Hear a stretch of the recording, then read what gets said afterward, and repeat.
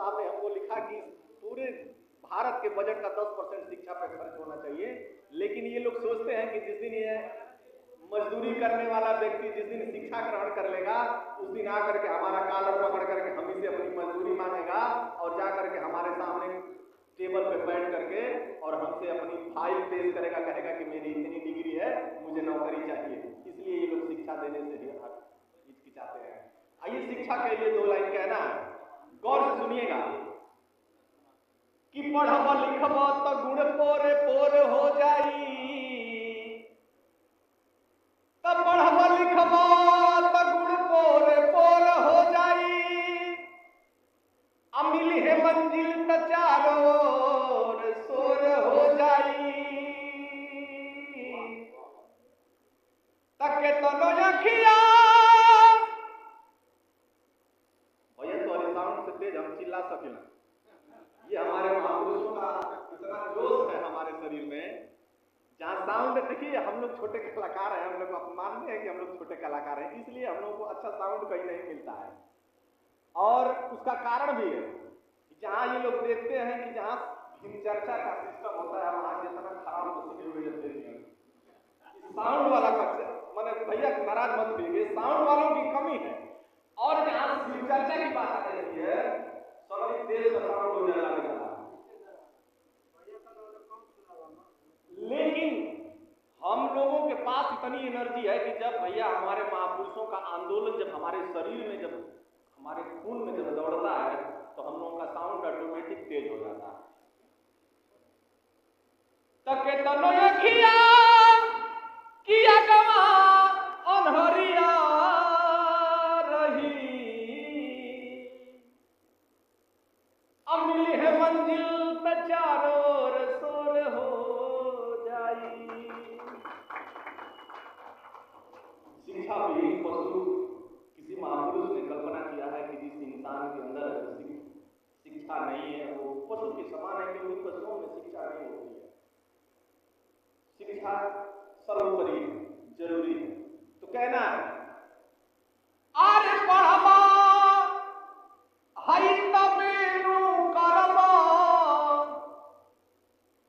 अरे पढ़बा तबे न करब नौकरिया, अब पढ़ब तबे न करब नौकरिया, पढ़ब तबे न करब।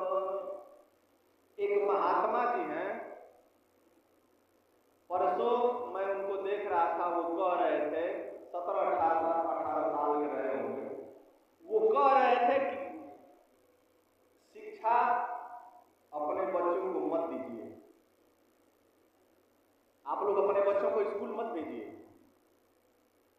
और स्कूल का परिभाषा आप लोगों को पता है, तो स्कूल की परिभाषा भी बता रहे थे, उसको संधि विच्छेद कर दिया।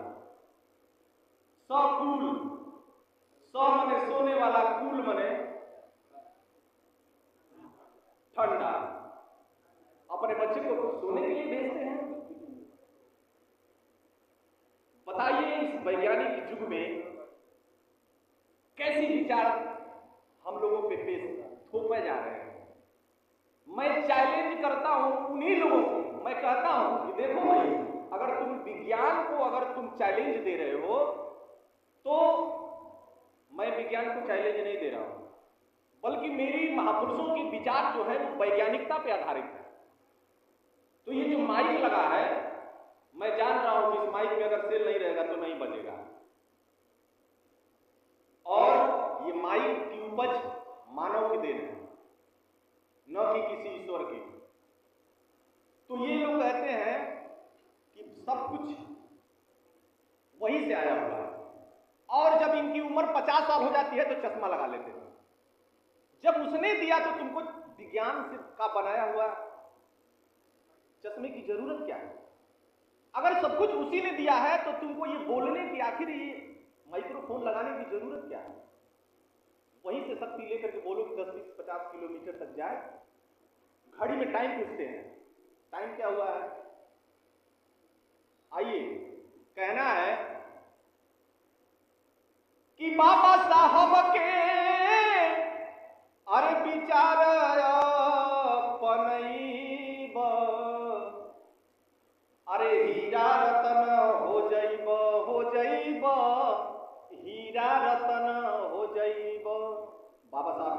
34 डिग्री 9 भाषा का ज्ञान था, इसलिए बाबा साहब को संविधान लिखने का मौका मिला। और मैं चैलेंज देता हूं, पूरे भारत में नहीं पूरे विश्व में कोई माई का लाल पैदा नहीं हुआ डॉक्टर अंबेडकर इतना शिक्षा लेने वाला, कोई आज तक भी मैं पैदा हो जाऊंगा। देखिए महापुरुषों के नाम पे प्रकृति भी साथ दे रही है, लोग सोए हुए हैं तो प्रकृति भी जगा रही है कि जगिए समय आ गया है। अब वो समय नहीं है कि हम आंदोलन करेंगे, अब वो समय है कि अपने आंदोलन को छीनना है। अगर नहीं छीनेंगे तो आप कोशिश, आप ये चीज कहीं लिख करके रख लीजिए कि आने वाला जब हमारा बच्चा हमसे पूछेगा कि पिताजी जिस दिन ये सब हमारे अधिकार लूटे जा रहे थे, हमारे संविधान को की धज्जियां उड़ाई जा रही थी, तो आप क्या कर रहे थे? आपके पास तो पूरे संविधान का पावर था, पूरे संविधान का अधिकार आपके पास था, तो आप क्या कर रहे थे?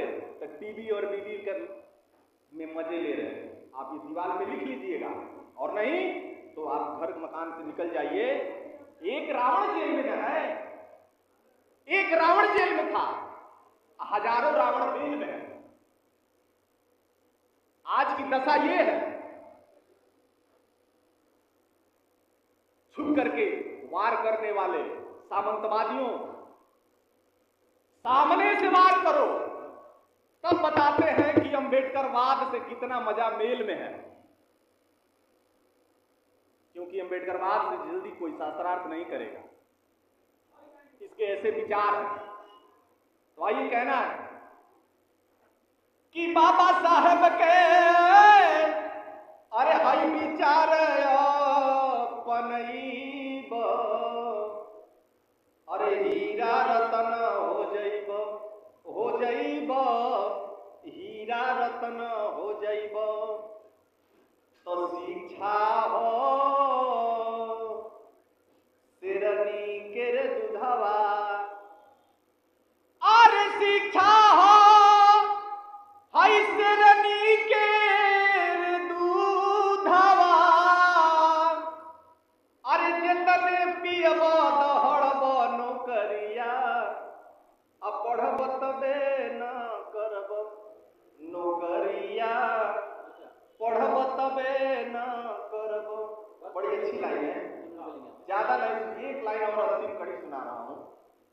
देखिए गीतों में मेरा गीत गाने का कोई बहुत बड़ा विचार नहीं था, लेकिन मैंने सोचा कि लोगों को एंजॉय चाहिए। आजकल अच्छा हमारा समाज शुरू से क्योंकि राजा रहा है इस देश का, ये हमारा इतिहास है, हम राजा हैं इस देश के, और राजा का हमेशा से यह इतिहास रहा है, उसके ब्लड में यह चीज है कि राजा कहता है कि मैं सिंहासन पर बैठा हूं और कुछ कम से कम